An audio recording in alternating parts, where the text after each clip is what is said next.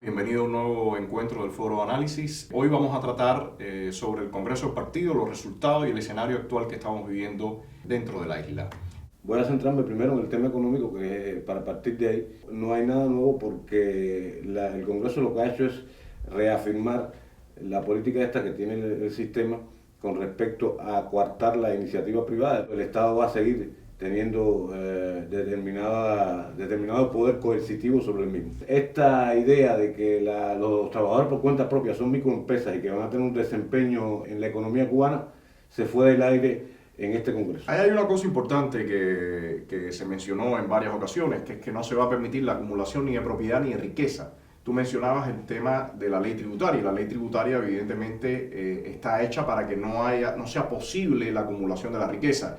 Y todo esto tiene que ver con el llamado empoderamiento que estuvieron anunciando en la nueva agenda de la administración Obama, y que el régimen ha sido muy enfático en que no va a haber tal empoderamiento. Vamos a un punto esencial, y es el tema créditos, el tema cuentas bancarias, el tema dinero. Al tener los cubanos la posibilidad de acceder, según los norteamericanos, en este caso, a cuentas bancarias, a hacer cuentas bancarias en bancos norteamericanos con dólares, esto implicaría un empoderamiento real si las autoridades, si el régimen cubano permitiera, que no lo ha hecho ni lo va a hacer, que los cubanos tuvieran esas cuentas bancarias en el exterior. Bueno, pero de todas formas, Camilo, ¿quién puede tener las cuentas bancarias en el exterior? De alguna forma ellos están tratando de eliminar las personas, o sea, que nadie pueda acumular, pero también tienen el control de quién puede y quién no puede tener la cuenta en el exterior. Ahí vamos a un punto esencial y tiene que ver con los vástagos, los descendientes e incluso exfuncionarios cubanos que se encuentran desde hace unos años en Estados Unidos abriendo negocios y, por supuesto, ahora con la posibilidad adicional de abrir cuentas bancarias en bancos norteamericanos.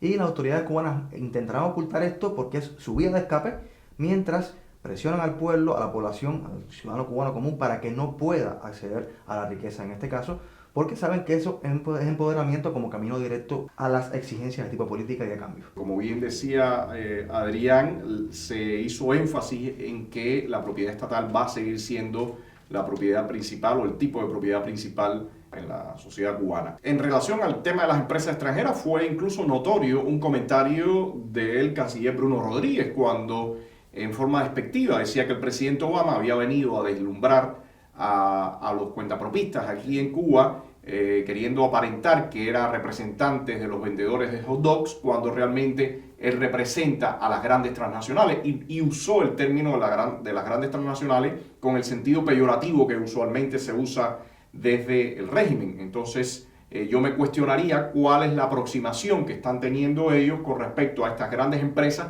que podrían invertir en Cuba, cuando ellos siempre, y ahora en este mismo momento, lo están diciendo literalmente, las ven como un fuerte peligro para su estabilidad política. Y sin embargo eso se contradice con un discurso previo, en el momento en que estaban las conversaciones en secreto, de hace un par de años, en la cual el propio Bruno Rodríguez Parrilla decía, en la ciudad de Nueva York, que los que estaban interesados en el caso del régimen cubano era en grandes inversionistas y no en pequeños inversionistas en el negocio cubano. Ellos quieren hacer ver que están llevando una política antimonopólica, pero hay que tener presente que la política económica del Estado cubano ha sido monopólica hasta hoy en día, un monopolio del Estado, que es el que ha llevado al país al caos en que existimos.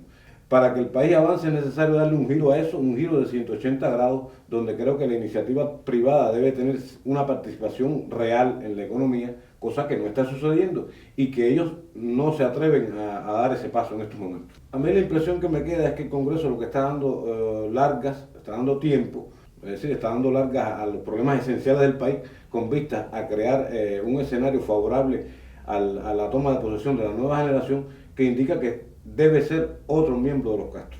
Para concluir sobre el tema económico, ¿qué pudiéramos decir? No hay nada nuevo, hay pasos hacia atrás. Las empresas o grandes empresas que el Estado todavía posee, que tienen cierto valor, están ahora mismo ya en manos del grupo empresarial de las Fuerzas Armadas, que está bajo el control de Raúl Castro Ruz en este caso y de su persona más cercana en este caso, que es López Callejas. Y esto va a continuar siendo así, mientras que se le va a dejar a la población y a esas especies de pequeños negociantes determinada función más subalterna. Quería pasar al otro tema. ¿Cuáles fueron los pasos que se dieron, que se anunciaron para la conformación del Comité Central del Partido Comunista Cubano, del Buró Político, ¿Y hacia dónde apunta eso? Aunque Raúl dijo en el discurso que el partido cuenta con el apoyo del pueblo, cuando tú lees el informe central, te dice eso, pero por otro lado te dice que el partido ha decrecido.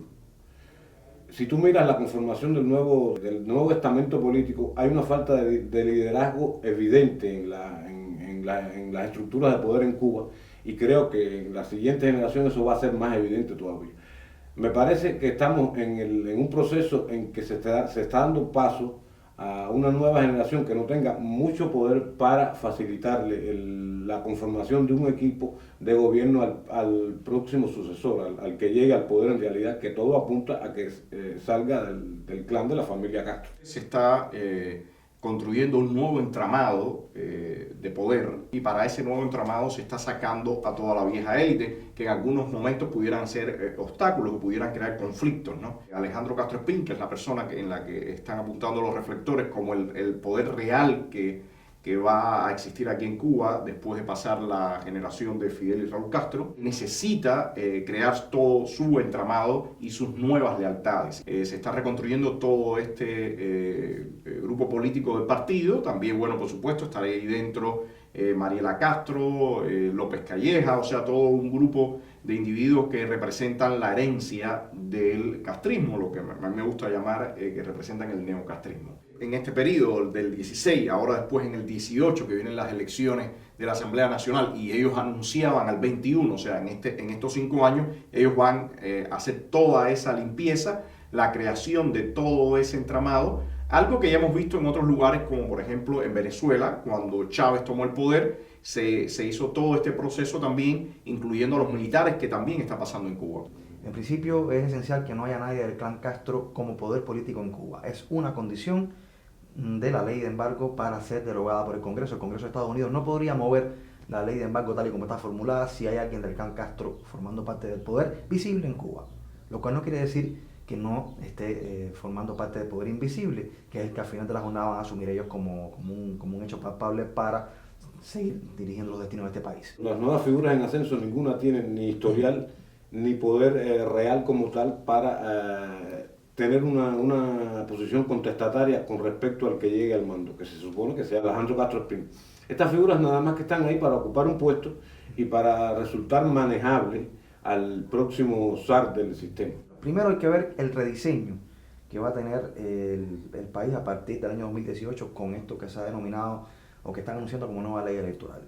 Ellos van a intentar vender al exterior la idea de una renovación de la estructura política. Pero han sido muy claros, Camilo, y han dicho va a haber un solo partido, va a ser el Partido Comunista. O sea, ellos en este sentido, algunas dudas y algunas fantasías que habían con respecto a qué se podía hacer en el 2018, las han despejado completamente. Y han dicho, esto es exclusivamente para los comunistas. Incluso hubo un término que me llamó mucho la atención, dijeron que había que hablar entre todos los cubanos, excepto con los que son irremediablemente contrarrevolucionarios. Y no creo que de ninguna manera permitan que ningún grupo opositor pueda acceder ni siquiera al más mínimo peldaño dentro de esa nueva asamblea que van a conformar. De todas maneras necesitan aparentar una cierta apertura, y lo van a hacer posiblemente desde dentro de las propias estructuras del partido o con figuras de la juventud comunista que aparenten tener una opinión divergente, y pongámosle comillas a esto. Ellos usaron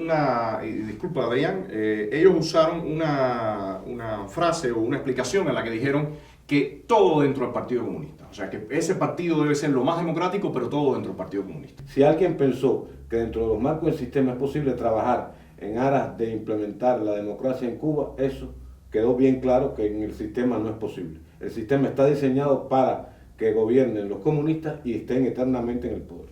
¿Qué queda entonces en esta nueva agenda que se estaba hablando de relaciones entre Cuba y Estados Unidos? Porque me llamó mucho la atención que el propio canciller Bruno Rodríguez criticara abiertamente y duramente al presidente Barack Obama usando términos despectivos como esto de que vino a encandilar a los cuentapropistas, de que él representa a las grandes transnacionales, que incluso la visita de Obama fue un ataque, o sea, usó términos bastante agresivos proveniendo de un canciller. Ellos están en una posición de dame todo lo que tú quieras, dame dinero, dame tecnología, dame ayuda económica, pero en el tema de cambios en realidad no van a Pero ¿se va a trabar la agenda, Camilo? ¿Qué crees tú? el Ejecutivo actual llegó hasta un límite en cuanto a lo que la ley estadounidense lo permite. Habría que ver la próxima administración qué política trae respecto a lo que ésta hizo o concibió con respecto al régimen cubano, en este caso como política. Pero se había hablado muchas veces que había que lograr que los pasos que se dieran durante esta administración fueran irreversibles, previendo que hubiera un cambio de política. Hasta este momento, lo que está ocurriendo no es irreversible. O sea, hay muchos puntos que son reversibles, hay elementos que están dentro de la mesa que tenían que jugar en empujar la agenda, que no han tenido la impronta que se esperaba, y toda esta señal que se está mandando del Congreso del Partido, los ataques al presidente Obama, la situación interna de represión y violencia, la situación de control sobre estos emprendedores también. O sea, el escenario no se muestra nada flexible y dinámico. Llegará un momento en que las demandas de la población van a crecer y hay que darle respuestas, tarde o temprano. Ahora, en todo este contexto, ¿qué pasa con nosotros, con los opositores? ¿Qué pasa con el cubano que quiere un tipo de cambio? El tema de la defensa de los derechos humanos es fundamental. Y dos, salirse de los marcos de la legalidad, de lo que el régimen nos quiere brindar como legalidad, es esencial. Una oposición que pretenda trabajar desde la legalidad va a terminar en el fracaso. Por eso creo que la posición del foro es clara y contundente con respecto a esto, ¿no? Se pensó que de la ley a la ley era posible transformar los estamentos políticos de la isla del país. Esto es lamentablemente una falacia, es estéril políticamente y el propio régimen se ha encargado de corroborarlo. Bueno, hay una cosa que a mí siempre me ha llamado la atención cuando se dice la ley a la ley. Aquí no es ley. No. Entonces, ¿de dónde a qué ley? ¿No? Eso me parece que realmente es una gran ambigüedad que se permite para estirar una situación que ya no se puede seguir postergando. Es imprescindible desmontar una ley que es violatoria de los derechos humanos. No es posible una dinámica política real con una legislación que viole la libertad de expresión, la libertad de asociación y demás. Lo ocurrido durante la visita del presidente Obama, esa represión del domingo 20 de marzo, tan brutal y violenta, fue claramente una señal que decía lo que iba a ocurrir en el Congreso y cuáles son los planes que tiene el régimen. Un mes después de la visita del presidente, la represión se agudiza, es cada vez más violenta, y sin dudas el régimen tiene como objetivo arrasar a cualquier tipo de disenso y realizar todos sus movimientos en ese marco estrecho que ellos han definido dentro del socialismo y dentro de la revolución. Veremos a ver qué reacción tiene la comunidad internacional, qué reacción hay por parte de los que soñaban con reformas y qué nos traen las próximas semanas y meses, porque el escenario está bastante enrarecido y bastante tenso. Bueno, muchas gracias por la participación en el programa y nos vemos en otro encuentro del Foro de Análisis.